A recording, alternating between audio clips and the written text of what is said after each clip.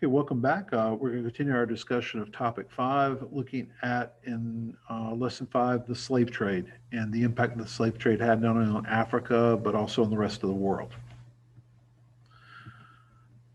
Um, Slavery as an institution is very old. It goes back to really the very beginnings of civilization. It's probably even older than that. So almost every culture at some point has had some type of slavery. The name slave comes from the Slavic people of Eastern Europe who were shipped in large numbers into the Mediterranean by Vikings and other people. So, the to be a Slav was synonymous with being a person who was property, and so the word Slav developed into the word slave. Um, with modern slavery, you do see Arabs in the Middle East in the early modern period using African slaves for labor in the Middle East. You do start to see Europeans beginning to take African slaves and use them on particularly sugar plantations, starting first in like the Azores and the Canaries, and then moving to the Americas. Um, you did have this unfortunate collusion between some Africans and Europeans in gathering Africans for shipping to slavery destinations. Africans wanted access to weapons, they wanted access to trade goods. Europeans wanted people, and so they obliged. And so this is part of what makes this it's just a really unpleasant, disgusting period in world history.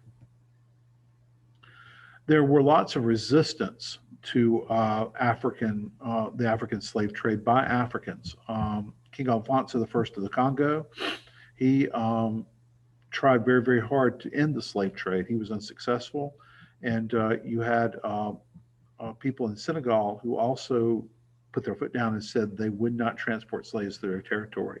So these are some bright spots within this entire nasty process, but for the most part, the slave trade continued unabated for over 300 years. Um, the Atlantic slave trade was a part of a larger trade network that had developed with the discovery of the New World and the linkage of the New World with the Old World called the triangular trade routes. So basically, and it followed different patterns, but the basic pattern was Europeans would bring trade goods to Africa. They would exchange these goods for slaves. They would transport the slaves across the Atlantic to the Caribbean and to the Americas. There, they would produce the raw materials that were used to make the finished products and then ship those things back to Europe. So there was a flow between Europe, Africa, and the Americas. And sometimes there were things that went in opposite directions, but basically it formed a triangular pattern across the Atlantic, hence the triangular trade.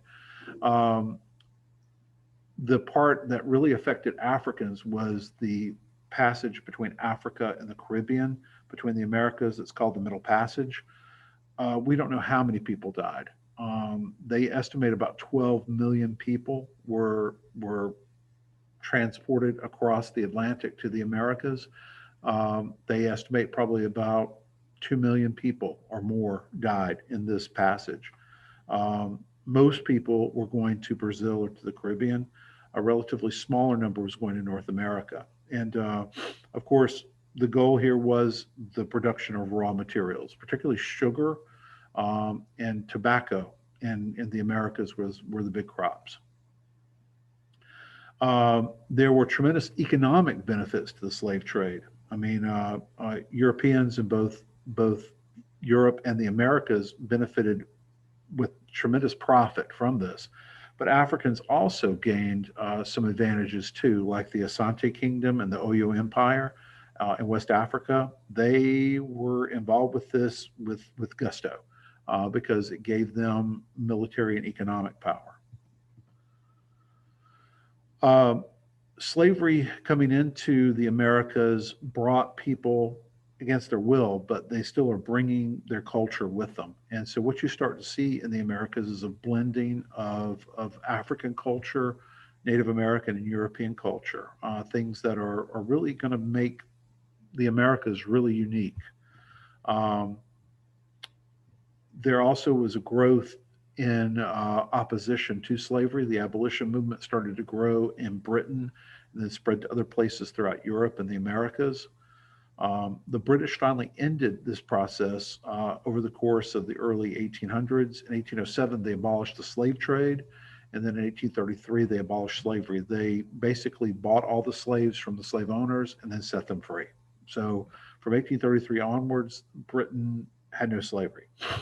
In the United States, we abolished the importation of foreign slaves in 1808, but we still had domestic slavery. And this, of course, caused tensions between the northern and southern parts of the United States, culminating in our Civil War, the most deadly conflict that the United States has ever been involved with.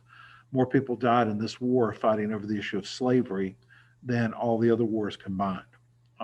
But it did end slavery because in 1865, there was the passage of the 13th Amendment, which abolishes involuntary servitude in the United States.